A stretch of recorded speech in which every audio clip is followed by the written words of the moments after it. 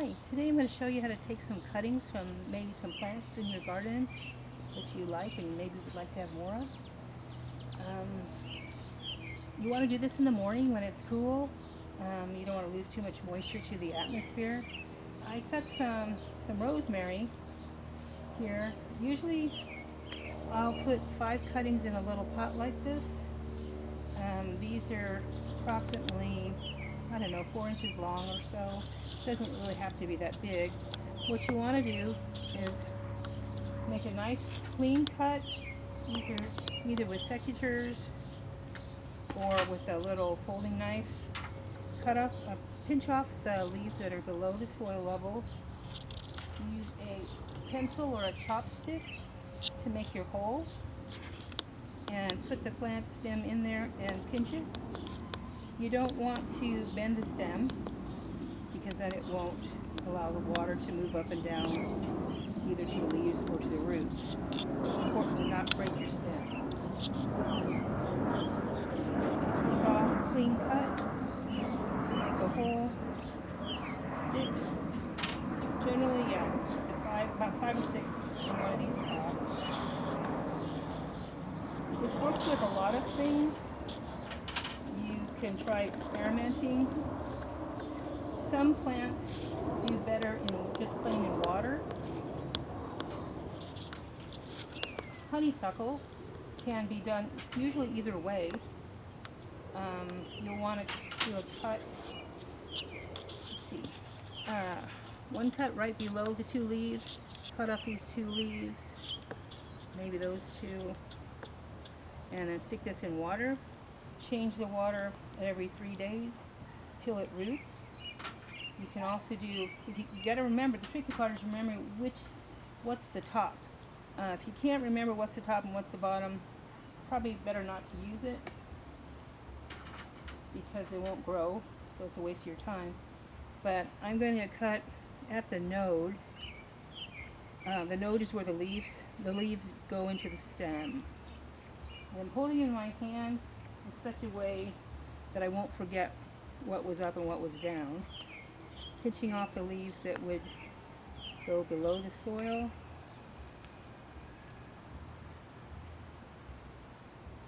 And making another cut right where those leaves were. These I'm going to put in a little pot. This is really not as hard as I'm probably making it seem. Plants are pretty forgiving, and it's a good idea to just keep trying. If it doesn't work once, try it again. Maybe it'll work for you the next time or a different way. If the leaves are really large like this, you can cut them in half so it won't lose as much moisture. That usually works with plants that have big leaves. Little leaves is not as important. If you're concerned with that you might lose too much moisture, you can, of course, spritz it with water, and then you can make a little tent for the plant with chopsticks in the corners. In the 4 corners, I'm putting a chopstick in each one, and then a piece of saran wrap over the top. And you can put this in a bright window, but not in direct sun. Direct sunlight's a little bit too much for them. So sometimes you can do things outside even. If you have a shady spot, like I have one by the front door that I walk by pretty often, I'll see the plants, it'll remind me to water them, or it can go in your kitchen window, whatever you want. Something that's important, if you're going to do something that has a flower like this azalea, the flowers need to be pinched off because there's hormones that go to making flowers that also go to making roots, and you want it to concentrate on making roots, not flowers. So that would be an important thing to remember with flowering plants. Pinch off all the flowers.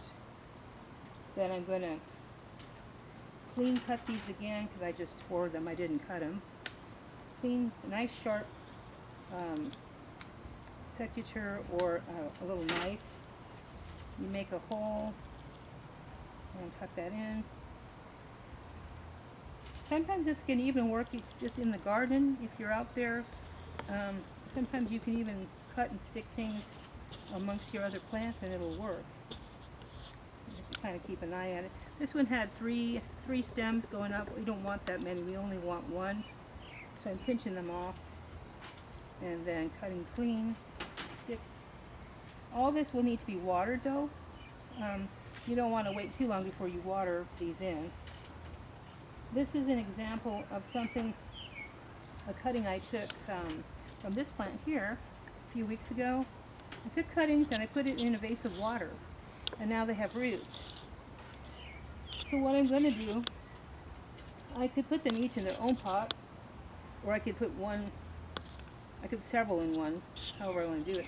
I'm just going to make a hole with my pencil, kind of ease the roots in, and then pinch.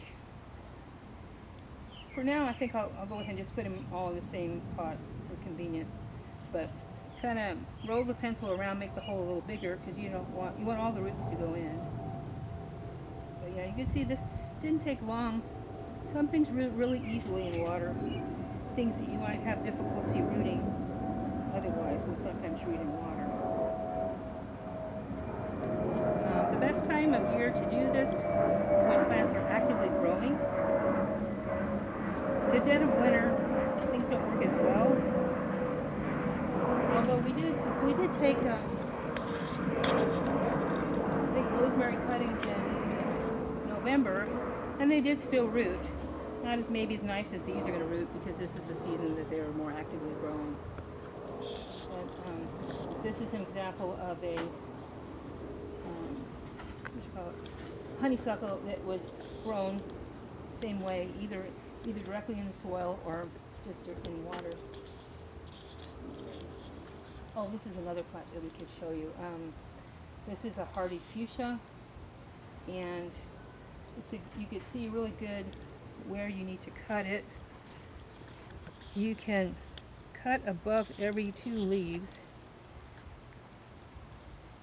and you can have several cuttings that you can make from one stem. Like if a friend of yours gives you a stem of something, put it in a plastic Ziploc bag with a little water, take it home, and if you don't have time, you could put it in a glass of water till you do have time, or you could cut it and right away stick it. So here from this one stem, I'm going to have five possible chances to root this plant. Anyway, good luck, and we'll try and have more of these for you.